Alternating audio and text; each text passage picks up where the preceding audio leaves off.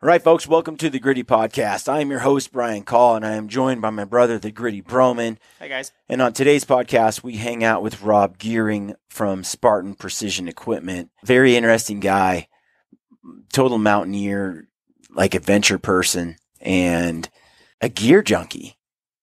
Through and through. He's really an innovative person, and he came up with this bipod called the Javelin.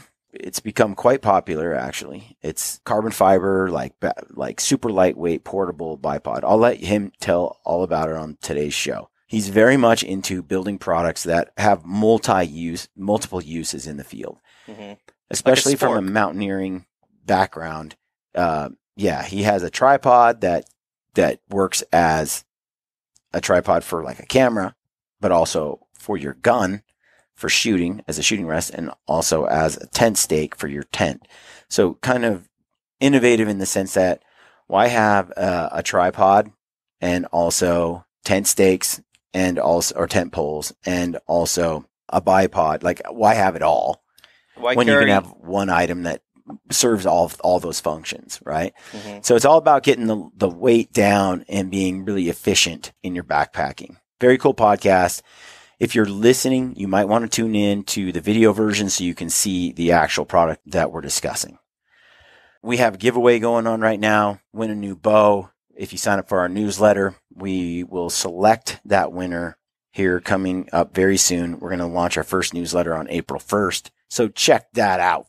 We're thinking of some other giveaways too. And if you got any ideas, send us a note and tell us about it. Deals and discounts that are going on right now. Stockisons right here. These cool Stockisons. We've talked about them many times. They're sweet. Use the code GRITTY at lonepeakleatherco.com. Yep. Use the code GRITTY and you can get a discount on these.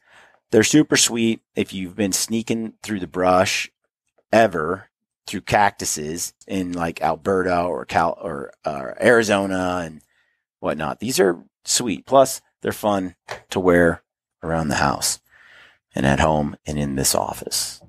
Use code GRITTY to the end of this month. Code expires. And then I've been using that new Crispy Colorado boot. This is a thing I like. Hiked the mountain the other day with it. It's a sweet boot. The first couple times I wore it, I did not like how stiff it was. I'm not a big stiff boot fan. But now that I've really been breaking it in for a while and climbing the steep stuff with it, the other day I wore the Colorado on my right foot and the Nevada on my left foot and climbed the mountain like 4 miles. I definitely could tell a major difference between how the Nevada performs compared to the Colorado in that steep rocky country, in that steep snowy country. The Colorado had a better edge. It was easier to leverage to hike up the hill with. Coming down felt really good. It was nice. That said, if I was walking more gradual, rolling hills, long distances, or trails, the Nevada is the better boot, in my opinion. If I'm going to climb the occasional hill, then Nevada is the better boot. But if I'm going to be in rocky terrain, hunting steep stuff all day, every day, that Colorado is money. It's better. So if I was up and I was good to go hunt some goats this year, would you say Colorado? Yes, Colorado. That's where I'm at right now with that boot. The leather, I like leather. It's super comfortable, but again, it conforms to your foot. It takes more maintenance. I've talked about this before. But that Colorado, it doesn't bend. It doesn't conform to your foot the same way that a leather boot does, but it's really nice when you're dealing with some of that snowy, steep, rocky country. So there's my opinion on that. I also like this new Dyneema Cuban fiber teepee. I'm going to test that out this week by Seek Outside. It's super light. It's like 1 pound, 5 ounces, I think. Jeez. I mean, it doesn't weigh a thing. I've been using Dyneema Cuban fiber for like 7+ years. Been a long time. It's been a long time. It's made by Z-Packs. It's a very cool product. It doesn't weigh anything. 6 ounces for this big tarp. Cuban fiber can be loud when it blows in the wind, but the upside, there's a lot of upsides to it. One of the things that I appreciate about it is that when you pitch it, it doesn't stretch like sil nylon does. It's also very strong. It's a cool product. So I'm excited to try that out and check that out. I think that's it. We'll get into this podcast with Rob Gearing. It's a good one. Like I said, check it out on YouTube if you want to see the product that we're talking about. Let us know what you think about it. Appreciate all your support. And as always, stay gritty, friends. Welcome to the Gritty Podcast. We're in the studio this morning. I'm here with Rob Gearing. Rob, you're an interesting man. Well, I try to be, Brian. And you're from? I'm from the south of England, which is a pretty overpopulated place these days. Grown up in the UK, spent a lot of my life travelling around, spent a lot of my life in the southern hemisphere.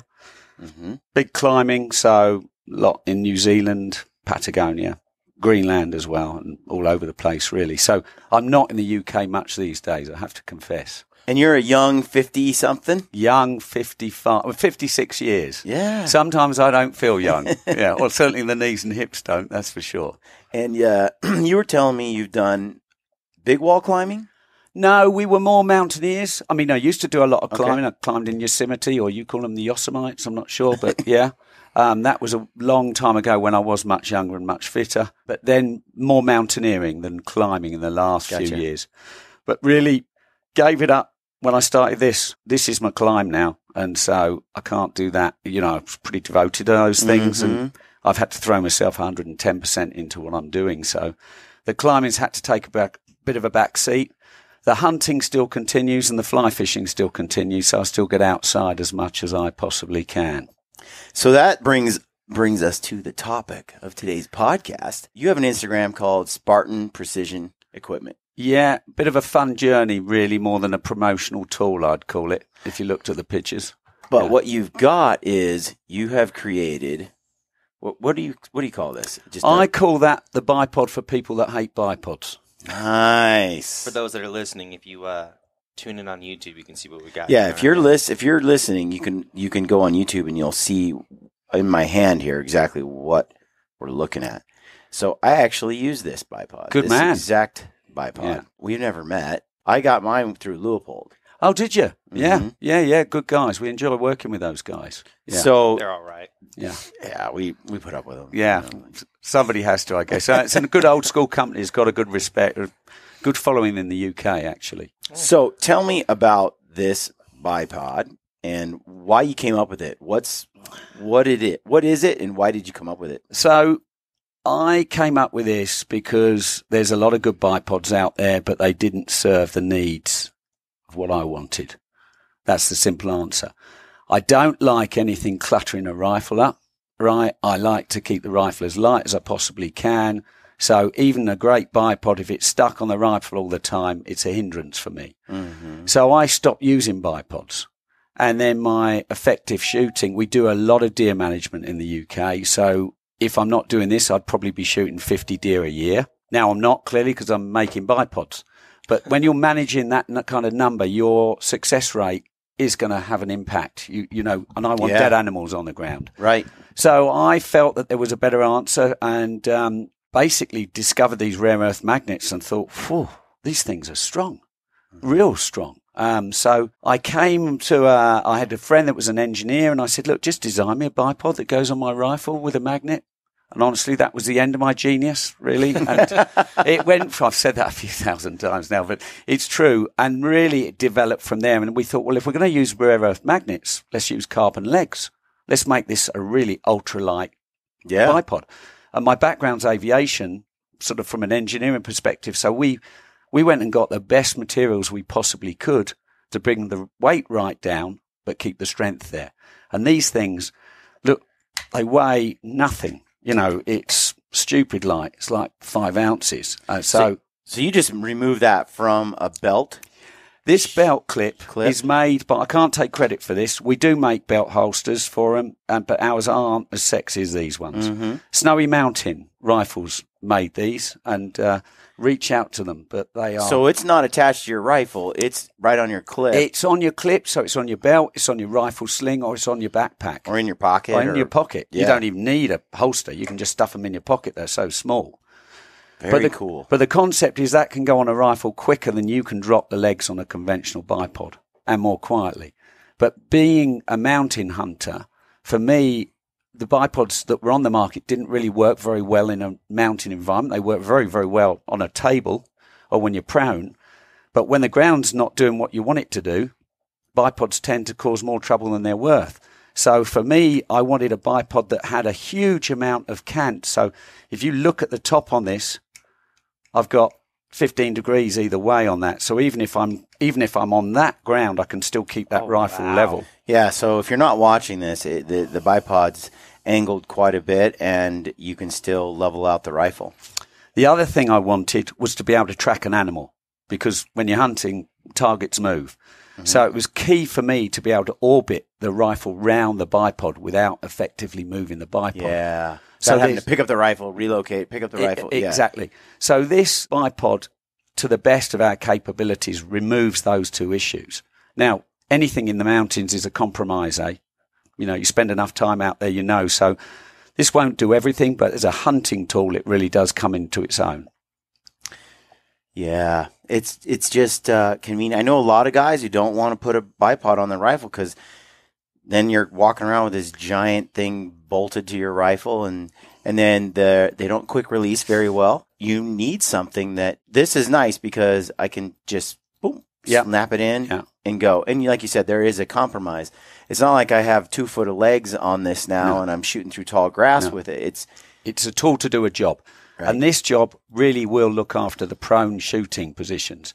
Now, what we've developed since is our whole system called the Sentinel, which I don't have here with me, which is a very light. I hate to call it a tripod because it really isn't a tripod. Mm-hmm. It is a 3-legged unit, but you can use it as a giant bipod. So you unscrew the legs, which become your trekking poles, right? Even the handles have.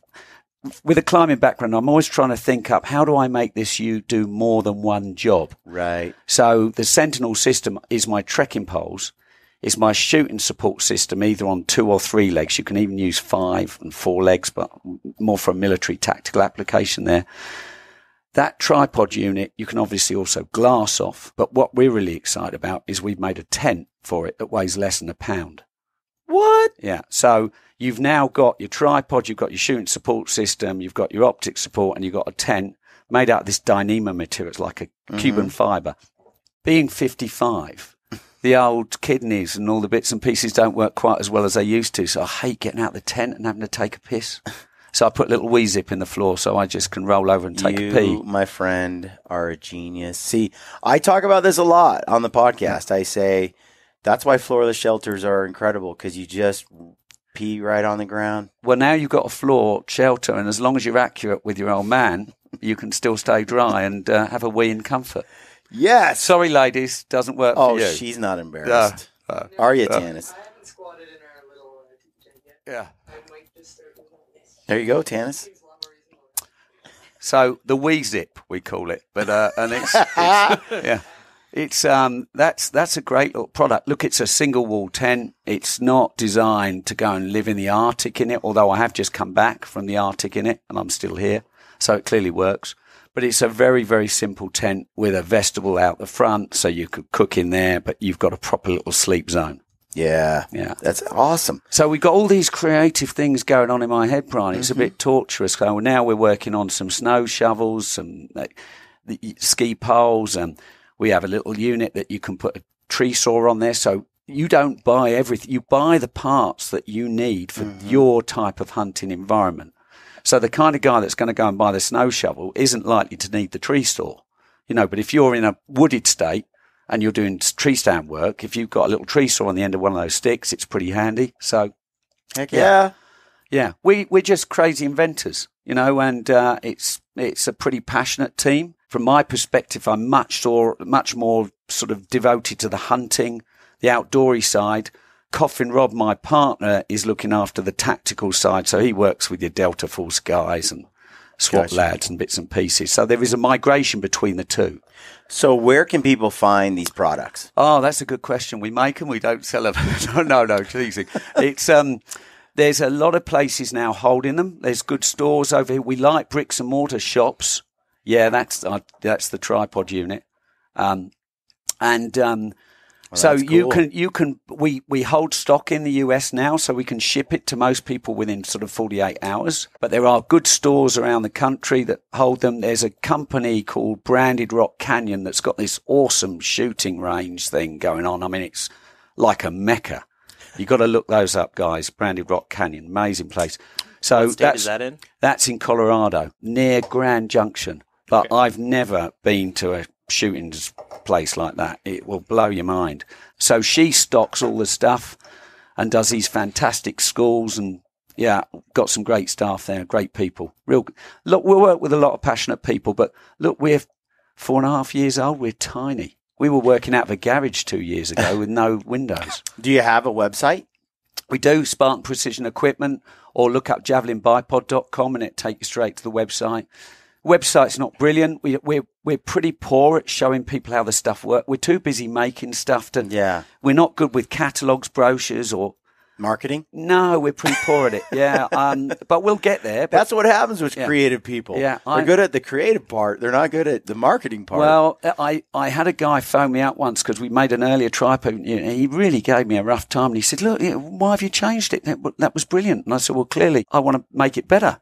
You know, I'm not doing it for person. You know, I thought I could." And anyway, he gave me a real hard time. And I said, "Mate, you come and work with us for 8 hours, and you will feel pretty guilty about the way you'll treat me now." Because he was saying, "You need to speak to your marketing department, man. You You're need like- to give him a hard time." I said, "I don't even have a marketing manager, right? So come on."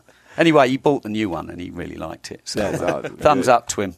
Good, Yeah. good. I won't mention any names. Yeah, yeah. All right. So people can go to Spartan Precision Equipment. They can find. Do you have distributors on that page? Yeah, we share all our brand partners on the page. We don't. There's a lot of products that we promote that we do not sell ourselves, and for good reason, because if I end up, to use that as an example, if I end up buying that off Snowy Mountain. This is the sheath. Yeah, for the little sheath for the holder for the bipod. I've got to put some money on it to make it work. I'd rather not. I'd rather just, they're doing a good job. I'd just rather steer them that way. Yeah. And there's a lot of small little companies, because you all start small, and you need to support them. And we're very good. You know, we know, well, we're still small, what am I saying? But they're smaller than us. So Snowy Mountain make that thing. There's another great company in the UK run by this mad Viking called Red Kettle. And he produces these awesome Spartan Javelin bipod bags and jackets and things, but top end stuff. Passionate. Okay. Yeah. For folks that are listening or watching, we'll put links to all of these in the description of the YouTube video. For those that are listening, if you go to briancall.com and you go to podcasts, the podcast link, you'll find all the YouTube videos all in order there. Find this episode, go to the description on YouTube, and you'll have all the links you need. That's where we'll put them. And we'll link to the Snowy guys and all of it. Yeah, cool. All right, Rob, thanks for coming on the podcast. No, absolute pleasure. Yep. Absolute pleasure. As always, stay gritty, folks. That work all right?